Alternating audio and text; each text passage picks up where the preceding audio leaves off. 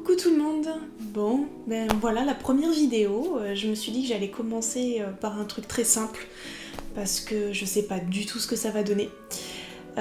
Du coup, on commence par un truc basique. Chez moi, vous savez que j'adore le tarot, que je suis tatoueuse. Du coup, un tarot sur le tatou.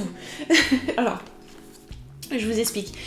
Il y en a plein qui existent, vraiment plein de variétés, plein de dessinateurs, tout ça.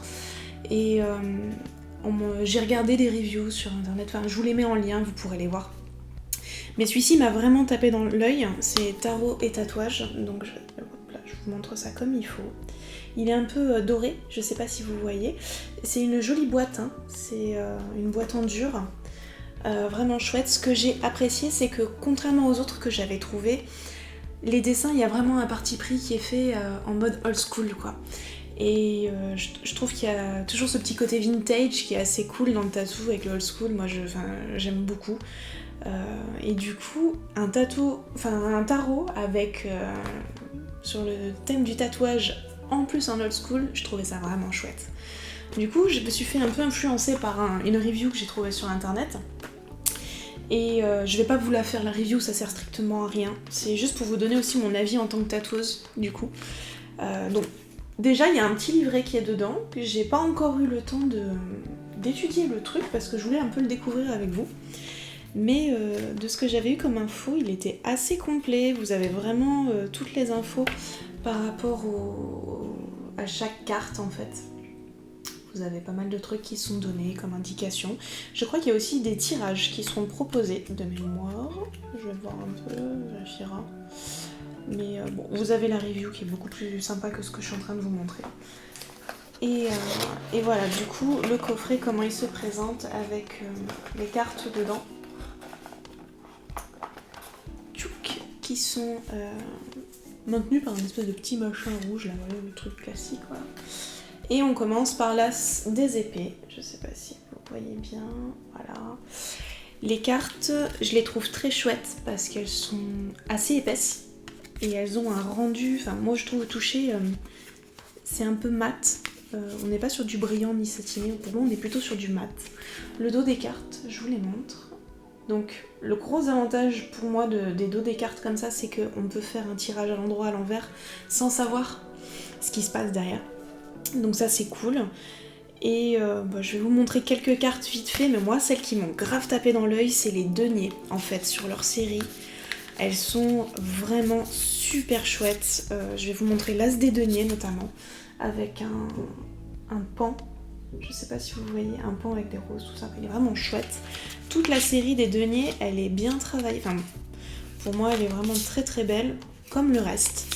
Et vous êtes sur une base comme... C'est un mélange entre le tarot de Marseille et le rider pour moi. Vous êtes vraiment sur un côté tarot de Marseille, sur le côté très figuratif, ce genre de choses, mais sur les symboles qui sont représentés, on est plutôt sur le rider. Donc par exemple là sur le 5 de denier que je vous ai montré, on a le côté... normalement sur le rider, on est sur une carte où il y a deux personnages qui ont froid, qui sont dans l'hiver, la tempête, tout ça. Et qui a un côté froid, mort, fin du monde, quoi, entre guillemets, dans la vie, c'est pas génial. Et là, elle est représentée, vous voyez, il y a un crâne, il y a des symboles du vent, voilà, et le côté tarot de Marseille au niveau de la disposition. Donc je trouve ça vraiment chouette. Si je devais vous montrer après, par exemple, la Reine des Deniers, allez hop, je continue ma lancée. Hop, la Reine des Deniers, je sais pas si vous voyez bien les visages. Mais ils sont assez chouettes. J'aime beaucoup le travail qui est réalisé au niveau des élus. Il y a un côté très tradi, comme le old school, quoi, en fait. Donc c'est super pour ça. Et après, si je devais vous montrer directement les problèmes de lumière. Merci le soleil.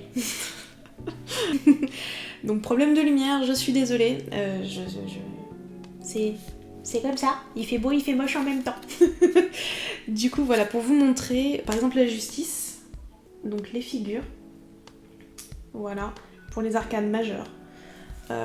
Pour moi, on est vraiment sur le rider, là, au niveau des éléments, on n'est plus du tout sur le tarot de Marseille, mais ça fonctionne quand même, voilà. Il coûte pas très cher, hein, c'est un petit tarot qui est autour de à moins de 25 €. Vous pouvez le trouver assez facilement, moi je l'ai trouvé sur internet, il n'y a pas de problème. Et enfin voilà, je me suis dit que j'allais vous le partager parce que c'est assez cool de tomber sur un tarot sur le tatou. Je me suis dit que ça, pour commencer les premières vidéos, c'était assez rigolo. Donc voilà, bah écoutez, je vous laisse encore avec une carte pour vous montrer. Allez, un valet de coupe. Tac. Hop. Puis bah écoutez, n'hésitez pas à me dire ce que vous en pensez, de faire des petites vidéos comme ça. C'est très court, hein, le but c'est pas de vous faire des trucs qui durent 20 plombes.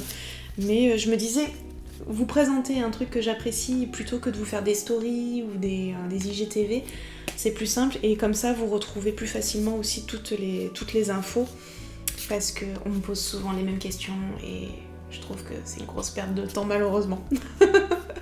Donc écoutez, je vous laisse et si vous avez envie de découvrir d'autres tarots, bah n'hésitez pas à me dire si ça vous plaît et je vais voir un peu sur quoi je travaille la prochaine vidéo, mais je pense qu'il y a de la matière parce que entre le chien, les chats, le lapin, le tarot, le boulot, la magie, il y a vraiment largement de quoi faire. Et bien, à bientôt!